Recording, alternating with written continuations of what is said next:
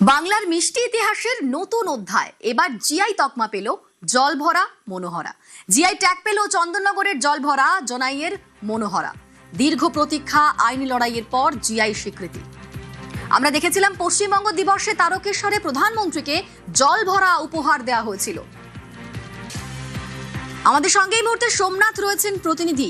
সোমনাথ, এই মনোহরা, জলভরা, এগুলো তো বাঙালির আবেগ, সেই আবেগ এবার জিআই তকমাও পেল। হ্যাঁ দেখো, একদমই এই আবেগ। যেমন তারকেশ্বরে দেখা গেছিল প্রধানমন্ত্রীকে জলভরা সন্দেশ দিয়ে তাকে উপহার দিয়েছিল, এবং যে হুগলির মুকুটে নয়া পালক যে দেখা গেল জিআই তকমা পেল চন্দননগরের, যেমন জলভরা, বড়গড়ের নৌশিল্প এবং জনাইয়ের মনোহরা।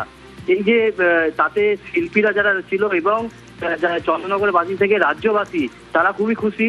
কেন দীর্ঘদিন ধরে যারা এই মিষ্টা, যে বাংলার মিষ্টি এবং লোকশিল্পী ইতিহাসে যেমন অধ্যায় রয়েছে, তেমনই হুগলি জেলায় যে বিভিন্ন যখনই কোনো রকম যারা আসে, কোনো রকম যেমন প্রধানমন্ত্রী থেকে স্বরাষ্ট্রমন্ত্রী থেকে, তাদেরকে বিভিন্ন সময় দেখা গেছে জলভরা দিয়ে তাদেরকে স্বাগত জানানো হয়েছে, ওয়েলকাম জানানো হয়েছে। এবং এই যে ট্যাগ পেলো, জিআই ট্যাগ পেলো, এতে আইনি লড়াই, এতদিনে আইনি লড়াই এবং মিষ্টি কারিগররা এবং নৌশিল্পীরা এতে খুশি, খুব খুশি। তারা দীর্ঘদিন ধরে এই লড়াই চালাচ্ছিল, এই লড়াই তারা খুশি হয়েছে এবং আগামী দিন স্বীকৃতি পেল সেই লড়াই। ধন্যবাদ সোমনাথ। বলাগড়ের নৌকোর এমন কি বিষয় যেটার জন্য ভৌগোলিক স্বীকৃতি বলাগড়ের নৌকো পাবে? তখন আমাদের ল বিশ্ববিদ্যালয়ে কলকাতায় ডক্টর পিনাকি ঘোষ, শান্তনু পান্ডা, তিনি বারবার এসছেন। ল বিশ্ববিদ্যালয়ের একাধিক টিচাররা এসছেন, কারণ এটা আপনারা জানেন পুরোটাই আইনি ব্যাপার। আইনগতভাবে গবেষণাপত্র তৈরি হয়ে সাবমিট করতে হয়, সেই রকমভাবে সাবমিট করা হয়েছিল।